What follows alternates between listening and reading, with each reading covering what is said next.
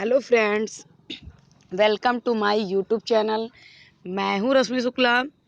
तो काफ़ी दिनों बाद हम कुछ टीचिंग से संबंधित सिलेबस लेकर आए हुए हैं। वाच्य टॉपिक हिंदी का, जो कि बहुत ही इम्पोर्टेंट है, क्योंकि अभी तक मेरा मन रुष्ट था कि जो सरकार है, ऐसी ऐसी बैड न्यूज़ आ रही है सरकार से निकलकर कि मन थोड़ा विचलित था, इसीलिए क्लासेस नहीं ले रहे थे। लेकिन मैंने सोचा कुछ लोगों का नुकसान हो रहा है, क्लासेस प्रॉपर ढंग से ली जाएं, और प्लस जो न्यूज़ें हैं वो तो आपको पता ही चल रही हैं। तो अभी तक दोस्तों सब्सक्राइब ना किया हो हमारे चैनल को तो सब्सक्राइब कर लीजिएगा, साथ ही साथ बेल आइकन को प्रेस कर लीजिएगा सबसे पहले नोटिफिकेशन पाने के लिए। और वीडियो पसंद आए तो शेयर ज़रूर करिएगा और साथ ही साथ कमेंट भी करिएगा दोस्तों। तो ज़्यादा से ज़्यादा लोग सब्सक्राइब कर लें। आपको सारी न्यूज़ें, चाहे वो एकेडमिक स्तर की हों या किसी भर्ती से संबंधित, आपको प्रोवाइड की जाती हैं इस चैनल के माध्यम से, और सारे कोर्सेज आपको प्रोवाइड किए जाते हैं free of cost online channel के माध्यम से। तो स्टार्ट करते हैं। बहुत दिनों से वही बेरोजगारी संविदा वाली बातें चल रही थी, जो करेगी सरकार देखा जाएगा। उसका प्रदर्शन हम लोग सोशल मीडिया के माध्यम से करते रहेंगे। जो 5 साल संविदा वाली बात है और बेरोजगारी की समस्या है और रोजगार दे, ये सारे धरना प्रदर्शन चलते रहेंगे सोशल मीडिया के माध्यम से। और ट्विटर पे ट्वीट करते रहिए, रिट्वीट करते रहिए, सरकार को जगाने का कार्य करते रहिए आप इधर, और अपनी पढ़ाई भी।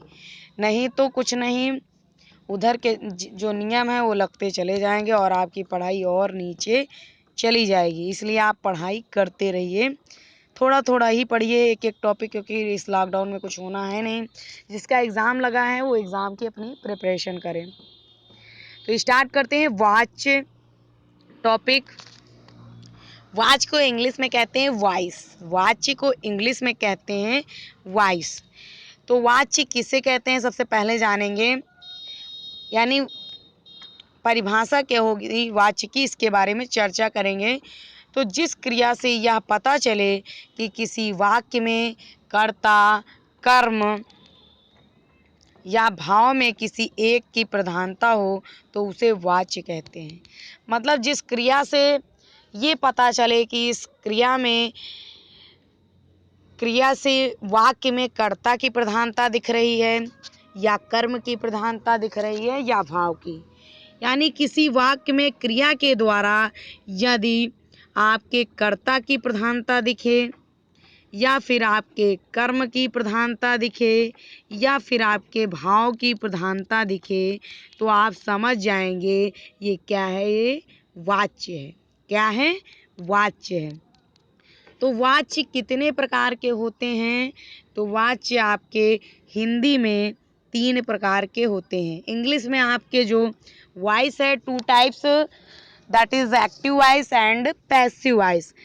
लेकिन आपके हिंदी में जो वॉइस हैं वो 3 टाइप की हैं।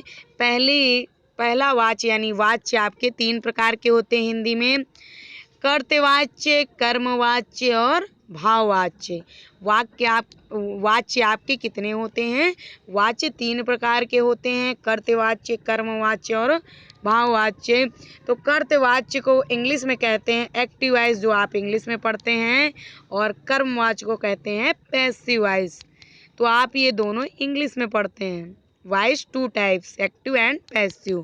लेकिन हिंदी में आपके 3 होते हैं, कर्तवाच्य, कर्मवाच्य और भाववाच्य। तो भाववाच्य को इंग्लिश में कहते हैं इम्प्रेसिव वॉइस। इम्प्रेसिव वॉइस कहते हैं, ठीक है। तो आप जानते हैं कर्तवाच्य होता क्या है, ओरल समझने का प्रयास करते हैं। तो आपका जो कर्तवाच्य है, कर्तवाच्य में सिर्फ कर्ता की प्रधानता होती है। कर्तवाच्य में सिर्फ कर्ता की प्रधानता होती है, उसे कर्तवाच्य कहते हैं। और जिसमें सिर्फ क्रिया के साथ कर्म की प्रधानता हो उसे कर्मवाच्य कहते हैं। और जिसमें सिर्फ भाव की प्रधानता हो उसे भाववाच्य कहते हैं। जिसमें भावना की प्रधानता हो यानी भाव की प्रधानता हो उसे भाववाच्य, जिसमें कर्म की प्रधानता हो कर्मवाच्य, जिसमें कर्ता की प्रधानता हो कर्तवाच्य कहते हैं। तो आपको नाम से ही क्लियर हो गया होगा। नेक्स्ट आपको आते हैं कर्तवाच्य किसे कहते हैं। तो आपको डिफिनीशन विद एग्जाम्पल समझाने का प्रयास करते हैं। तो जिस वाक्य में कर्ता की प्रधानता होती है और क्रिया का सीधा संबंध कर्ता से होता है तो उसे कर्तवाच्य कहते हैं। कर्ता की प्रधानता होगी कर्तवाच्य में और सीधा संबंध बताएगा क्रिया से, वही क्या होगा आपका कर्तवाच्य होगा। तो आपका 1 नंबर डन होता है हिंदी में। आपका 1 नंबर या 2 नंबर आपके सुपर टेट में कोई भी एग्ज़ाम या कोई भी कॉम्पिटिटिव एग्ज़ाम देते हैं 1 नंबर आपका यहाँ से डन होगा। तो उदाहरण देख सकते हैं, राम पत्र लिखता है, एकदम बिल्कुल साधारण तरीके से इस वाक्य को कहा गया है। राम पत्र लिखता है तो ये कैसा है आपका कर्तवाच्य, क्योंकि राम इसमें कर्ता क्या है राम, तो कर्ता की प्रधानता है और सीधा संबंध किससे है क्रिया से संबंध बताया जा रहा है। यानी राम पत्र लिखता है तो क्रिया क्या है लिखना, तो लिखना कौन लिख रहा है राम लिख रहे हैं। तो सीधा सीधा कर्ता का संबंध क्रिया से सीधा सीधा दिखाया जा रहा है, इसलिए कैसा वाक्य होगा कर्तवाच्य होगा। मोहन गाना गाता है तो मोहन करता है और गा कौन रहा है मोहन गा रहे हैं, तो सीधा संबंध क्रिया से है। कर्ता का सीधा संबंध क्रिया से है, तो ये कौन सा वाच्य होगा कर्तवाच्य होगा।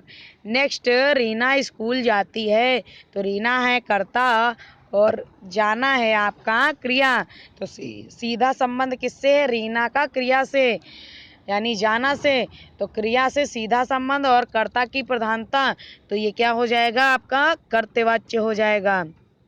नोट डाल के इम्पोर्टेंट फैक्ट आप लिख सकते हैं, यहाँ कर्ता की प्रधानता है और क्रिया का सीधा संबंध कर्ता से हो रहा है। आपको मैंने बता ही दिया है, कर्ता राम है, मोहन है, रीना है, क्रिया आपका लिखना गाना और जाना है, तो इसका संबंध सीधे कर्ता से हो रहा है। ये कौन सा वाच्य होगा कर्तवाच्य होगा। नेक्स्ट आता है आपका कर्मवाच्य।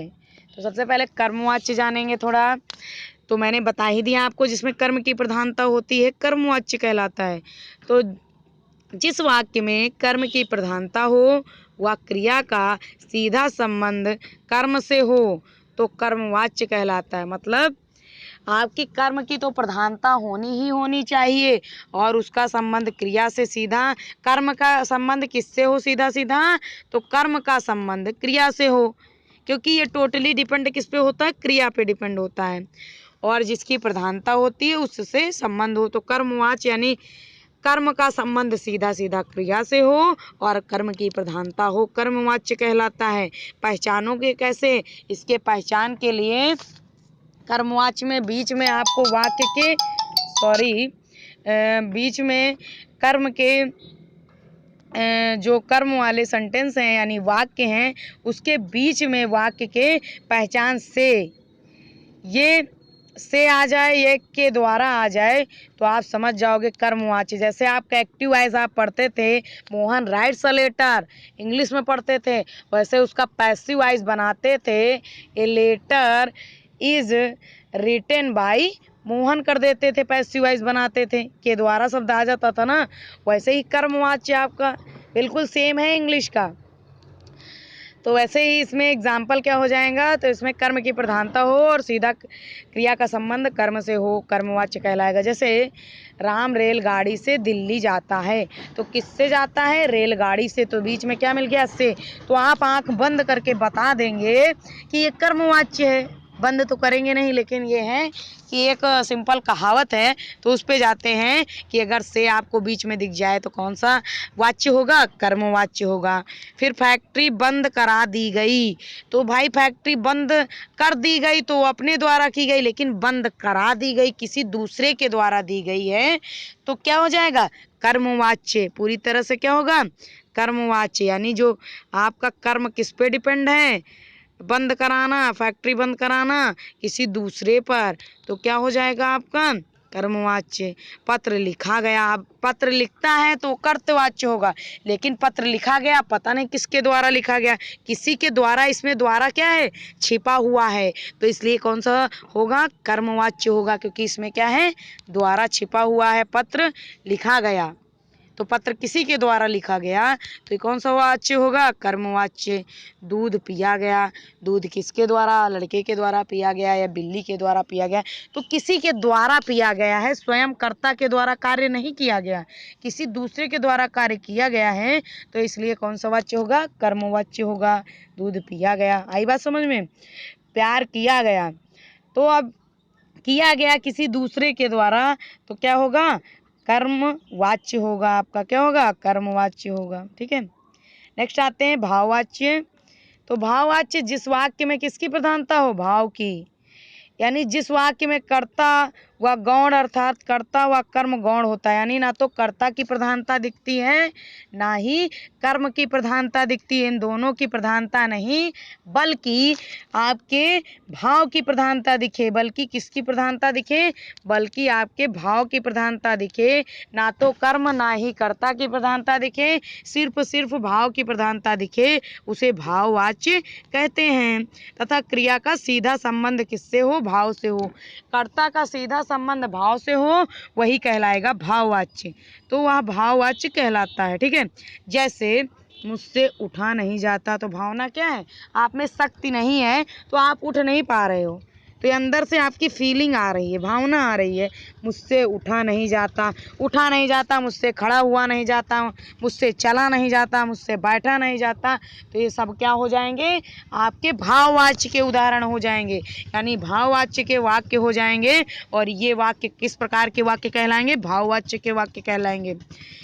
फिर मुझसे चला नहीं जाता एग्जाम्पल, तो ये क्या हो जाएगा, भाववाच्य, आपकी फीलिंग है मुझसे चला नहीं जाता, शक्ति नहीं है, आपके अंदर से भावना बता रही है मुझसे चला नहीं जाता। ठीक है, मुझसे खाया नहीं जाता, तो खाया नहीं जा रहा है, तो मुझसे उठा नहीं जाता, मुझसे बैठा नहीं जाता, मुझसे चला नहीं जाता, ये सारे क्या हो जाएंगे, आपके भाववाच्य होंगे। तो दोस्तों अच्छे से समझ में आया होगा तो लाइक ज़रूर करिएगा, साथ ही साथ कमेंट करिएगा, ताकि आपको नए टॉपिक प्रोवाइड कर सके, हिंदी, साइंस, इंग्लिश, मैथ, कोई भी एनी वन सब्जेक्ट, क्योंकि आपको 14 के 14 सब्जेक्ट इसमें प्रोवाइड किए जाते हैं।